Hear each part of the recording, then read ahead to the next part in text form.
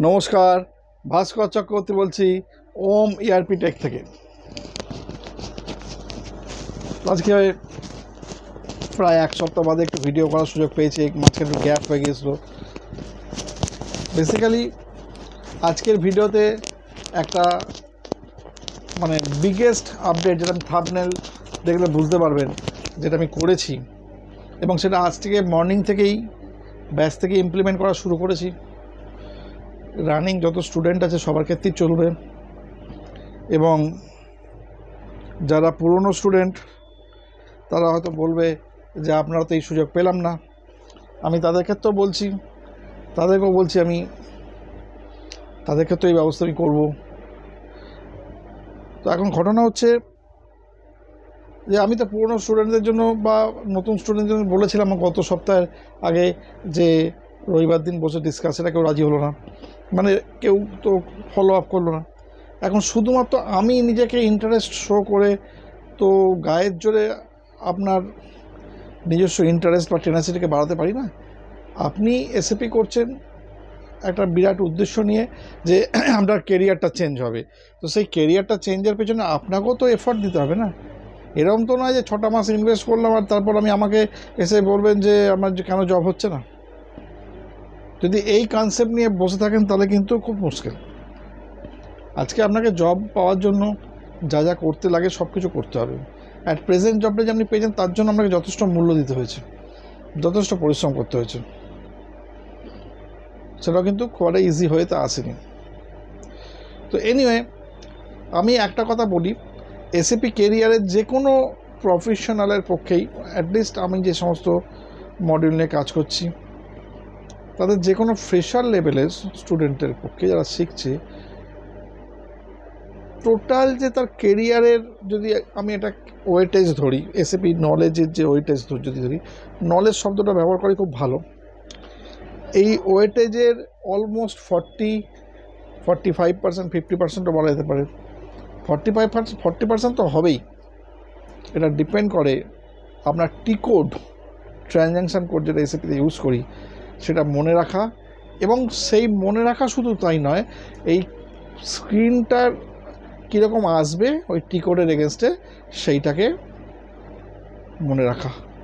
কারণ এর মধ্যে দুটো কাজ হয়, যখনই কারো স্ক্রিন মুখস্থ থাকবে, যখনই কারো টি কোড মুখস্থ থাকবে, তখন কিন্তু তার বিরাট কনফিডেন্স বিল্ড আপ হয়ে যাবে যে তার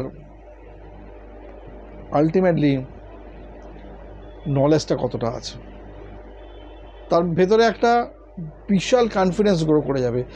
কিন্তু যখনই আপনি দেখবেন কাউকে সামনে যাচ্ছেন পুরো ব্ল্যাঙ্ক অবস্থায়, তখন আপনি ভাবছেন যে কী কোয়েশ্চেন করবে না করবে, তার আপনার মধ্যে কোনো কনফিডেন্স থাকবে না, আপনার মধ্যে কোনো ভেতরে পার্টস থাকবে না যে না আমার মধ্যে তো এইটুকুনি আছে, আমি অন্তত এইটুকুনি বলতে পারবো। এটা কিন্তু সবথেকে ভাইটাল। খুব দুঃখের বিষয়, 99% বা তারও যদি বেশি বলা যায়, স্টুডেন্টরা এই জায়গাটাকে ইগনোর করেন। অথচ এটা কিন্তু আমি মনে করি না বিশাল কোনো শক্ত কাজ। কেউ যদি মনে করে টি কোড মুখস্থ করব, সত্যি যদি মনে করে এবং প্রপারলি যদি সেইটার দিকে সে নজর দেয়, তার সেটা মুখস্থ হতে বাধ্য। আমি অনেক দিন ধরেই কথাটা বলছি, কেউ শুনছে না, তবে বাধ্য হয়েছি আজকের দিনে দাঁড়িয়ে যে আমরা যে টিকটগুলো করেছি সেই টিকটগুলো আমরা মেমোরাইজ করবার জন্য আলটিমেটলি ইনিশিয়েটিভ আমি আমার নিজের তরফ থেকে নিয়েছি।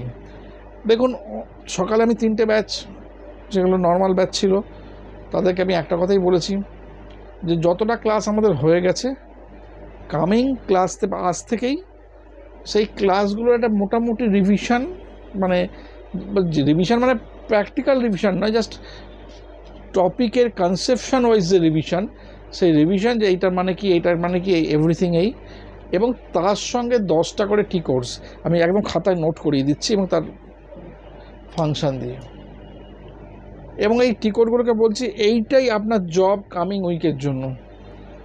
দেখুন, স্টুডেন্টদের প্রবলেম কী হয়, স্টুডেন্টরা কী করে, যখন ক্লাস হয়ে যায় তারা যখন দেখে অনেক টি কোড হয়ে গেলে তারা খানিকটা হাঁপিয়ে যায়, এবার এই হাঁপিয়ে যাওয়াটা এমন পর্যায়ে হয়, আবার সেকেন্ড এই হাঁপ রিলিফ পেতে পেতে আবার পরের ক্লাস শুরু হয়ে যায়।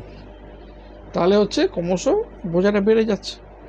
আজকে সেই জায়গায় দাঁড়িয়ে আমরা চেষ্টা করছি, আমি চেষ্টা করে দিচ্ছি সবাইকে একটা জায়গায় আনতে, যে যাতে প্রত্যেকটা টপিকে তারা লাইভ থাকে, প্রত্যেকটা টপিকের মিনিং তাদের কনসেপশন ক্লিয়ার থাকে, এবং প্রত্যেকটা টপিক তার সঙ্গে অ্যাকর্ডিং তাদের টিকোর্স এবং স্ক্রিন যাতে মুখস্থ থাকে, সেই প্ল্যানিংটা আমি ক্লাসের মধ্যেই তৈরি করে দিচ্ছি। আমার মনে হয় প্রত্যেকটা ব্যাচ আমাকে অ্যাকসেপ্ট করেছে, খুব গ্ল্যাডলি তারা নিয়েছে। আমি সব ব্যাচই করব অলমোস্ট। তবে স্টুডেন্টদের একটা কথাই বলছি, আপনারা অ্যাটলিস্ট একটু কোঅপারেট করুন আমার সঙ্গে। এটা আপনাদের কেরিয়ার, আমি আমার তরফ থেকে আপ্রাণ চেষ্টা করছি সেটাকে বুস্ট আপ করে নিয়ে যাওয়ার। আপনারা আমার সঙ্গে সহযোগিতা করুন। আমি 100 ভাগ আশাবাদী এই সহযোগিতার হাতটা যতটা বেশি মজবুত হবে, একদিন কিন্তু তাদের ভবিষ্যৎটা কিন্তু ঠিক জায়গায় পৌঁছবে। ঠিক আছে, এটা আমি অনেক সময়তেই বলেছি একটা কথা, যে এসএপির জবটা হচ্ছে রিকোয়ারমেন্ট বেসিসে হয়। যখন এমার্জেন্সি হয়ে যায় যে আমার এক্ষুনি লোক লাগবে, তখন সামনের লোকের ইন্টারভিউটাও হয় না। আমি একটা ছোট্ট ঘটনা বলি। গত সপ্তাহের আগে আমার কাছে একটি সিএ ফার্ম থেকে কল আছে যে তাদের কিছু এমপ্লয়ি, তাদেরকে ট্রেনিং দেওয়ার ব্যাপার আছে। তারপর তাদের যে বস আবার ফোন করে বলে যে তাদের ম্যান পাওয়ার লাগবে। তো এখন দেখুন, আমার যারা ম্যান পাওয়ার কাজ আমার কাছে যারা পড়ছেন, অলমোস্ট সবাই হচ্ছে 90%-এর ওপর, 95% বললেই ভালো হয়, তারা সবাই জবে রয়েছেন।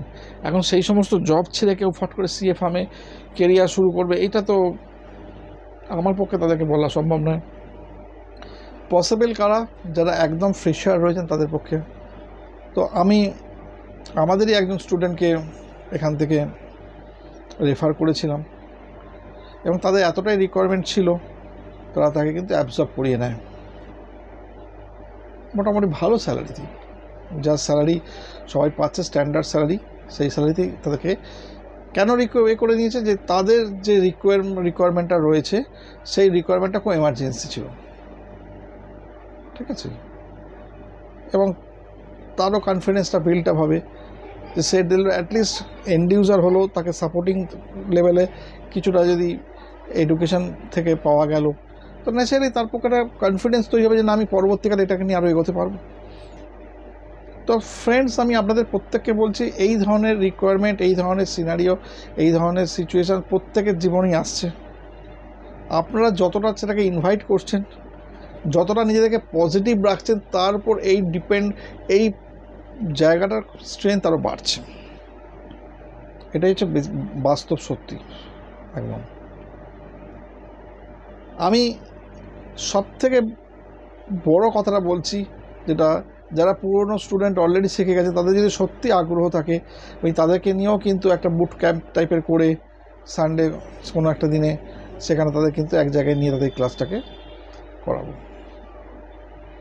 ঠিক আছে, তো ফ্রেন্ডস, আমি সবাইকে রিকোয়েস্ট করব যে আপনারা এই যে আরেকটা জিনিস বলি, সেটা হচ্ছে আরেকটা ধারণা আছে মানুষের তৈরি হয়েছে, বিভিন্ন লোক এখন ভাঙছে, তারা তো বুঝতেই পারছে না যে এসএপি শিখতে হলে S/4HANA এক্ষুনি শিখতে হবে।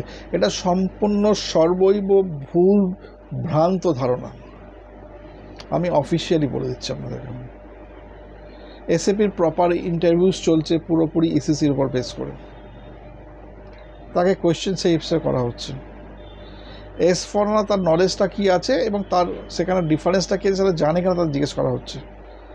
আমারই একজন অনেক সিনিয়র স্টুডেন্ট গত বছরের আগের বছর আমাকে শিখেছিলেন, এবং তিনি আমাকে কিছুদিন আগে কল করে বলছেন যে দাদা, আপনি যেমন শিখিয়েছিলেন তার থেকে আমি এখন এসে দেখছি তো এখানে এক জায়গায় কাজ করতে অনেক সহজ। আমি তখন ব্যাপারটা বুঝতে পারিনি, কেন এখানে কি অন্য সব না এসএপি চলছি। আমি কেন কীরকম বলুন তো ব্যাপারটা একটু, তখন আমার ডাউট হলো যে কী বলতে চাইছে। তো বলছে, দেখুন এইখানে যেমন আপনি আমাকে বলেছিলেন FBL 1N করে ওখানকার ভেন্ডারের লাইন আইটেম ডিসপ্লে। এখানে এরকম নয়, এখানে টিক মারছে। তখন মনে হয় এটা কি আমরা S/4HANA? বললো হ্যাঁ। তাহলে আজকের দিনে দাঁড়িয়ে দেখুন, যে লোকটা কিছু জানতো না ECC ছাড়া, আজকে সেখানে S/4HANA কাজ করছে। তার মানে আলটিমেটলি হচ্ছে, আপনি যদি ECC ভালো করে শিখতে পারেন, S/4HANA অপারেট করতে পারেন, ডিফারেন্সটা বুঝতে হবে। SAP MM-এর যে লজিস্টিক্সের জায়গায় ডিফারেন্স অনলি 10%, 25% ডিফারেন্স FI-তে রয়েছে। সেই ওই ডিফারেন্সটা বুঝতে গেলে আপনাকে প্রিভিয়াস 75% ভালো করে বুঝতে হবে। এই জায়গাটা কেউ বোঝাবে না, এইটাকে মার্কেটিং করা চলছে যে পুরনো ECC ওর আর কি ভ্যালু 14-15 টাকা দিয়ে হয়ে যায়, নতুনটা 60,000 টাকায়। তার মানে কি আলটিমেট ব্যাপারটা কী হচ্ছে, যে আমি একটা জিনিসের প্রাইসেরটাকে হাইক করে নিয়ে নেব, নিয়ে আলটিমেট মানুষকে ভুল বোঝাবো এবং সার্ভারটাকে বিক্রি করবো। এভরিথিং বিজনেস এখানে যুক্ত রয়েছে, একদম ওপেন বলে দিলাম আমি কথাগুলো এখানে। এইটার জন্য এত কিছু। তো ফ্রেন্ডস, আমি আমাদের আরও বলছি, ভালো করে নর্মালটাই শিখুন, আপনার কাজ হবে। হচ্ছে তো, এই দেখছেন তো সব চাকরি পাচ্ছে এই সমস্ততে। তো আপনি যদি, আপনার জব ডিপেন্ড করছে আপনার নিজের রেগুলারিটির ওপর, নিজের টেনাসিটির ওপর, নিজের আগ্রহের ওপর, আপনি এই সাবজেক্টের ওপর কতটা আলটিমেটলি নিজেকে দিচ্ছেন তার উপর। আমি সমস্ত জিনিস আপনাকে স্টেপ বাই স্টেপ করে দিয়ে যাচ্ছি, হাতে ধরে তৈরি করে দিয়ে যাচ্ছি। আজকের দিনে দাঁড়িয়ে অনলাইন সিস্টেমে কেউ প্র্যাকটিক্যালি হাতে ধরে করতে পারে, এটা ধারণাটাই অনেকের নেই। সেই জায়গাটা আমি করে দিয়ে যাচ্ছি। অতএব সেই জায়গা থেকে আপনারা নিজেরাকে তৈরি করুন। আমি 100% নিশ্চিত যে আপনাদের এইখান থেকে রাস্তা বেরোবেই বেরোবে। আর একটা কথা বলি, যে এই যে প্লেসমেন্ট, ঠিক আছে, যখন আপনি চিন্তা করবেন আপনি শিখছেন, আপনাকে কেউ প্লেসমেন্ট পাইয়ে দেবে, এই সাইকোলজি যখনই আসবেন, তাহলে জানেন অ্যাটলিস্ট আজ যাই হোক নাই হোক আপনার শেখা তো হবে না। আর প্লেসমেন্ট যারা আলটিমেট পাওয়াবে বলছে, তারাও কিন্তু ট্র্যাপটা করে বসে আছে ওখানে। সেই ট্র্যাপে আপনি পা দিচ্ছেন, দেওয়ার পর ওই সেই র্যাট যেগুলোকে আমরা ট্র্যাপে ফেলি, কখনো গিয়ে ওপর থেকে নিচে পড়ে যাচ্ছে, শিশির মধ্যে থেকে উঠতেই পারছে না, বা কখনো কোনো জায়গায় আঠায় গিয়ে আটকে যাচ্ছে, তো সেইরকম ট্র্যাপিং টাইপের তৈরি করা থাকছে। আপনাকে একটা ডেমো ইন্টারভিউ নিয়ে বলছে যে আপনি এখন তৈরি হননি, আপনি কিছু বলতে পারছেন না। তাহলে আলটিমেটলি ব্যাপারটা হচ্ছে ডিপেন্ড করছে আপনার জব হবে কি না হবে, সেটা হচ্ছে আপনার ওপর, আপনি চাইছেন কি না। যে চাইবে আমার SAP-তে কেরিয়ার হবে, আমি SAP-তে জব করব, তার SAP-তে জব হবেই হবে, এ বিষয়ে কোনো সন্দেহ নেই আলটিমেটলি। তো ফ্রেন্ডস, যাই হোক, আপনারা খুব ভালো করে তৈরি করুন। আমি আমার সিস্টেমকে পুরো একদম হ্যান্ডি করে নিয়ে যাচ্ছি, যাতে আপনাদের কোনো প্রবলেম না হয়। সর্বোত্তভাবে সাপোর্ট দিয়ে যাচ্ছি এবং প্রত্যেকে সেইভাবেই সাপোর্টটা দিয়ে যাব। আশা করছি সবাই বুঝতে পেরেছেন। প্রত্যেকে ভালো থাকবেন এবং আমি আগামী নববর্ষের আগাম শুভেচ্ছা সবাইকে জানাচ্ছি, যাতে প্রত্যেকের এই কামিং ইয়ারটা খুব ভালো যায়। নমস্কার।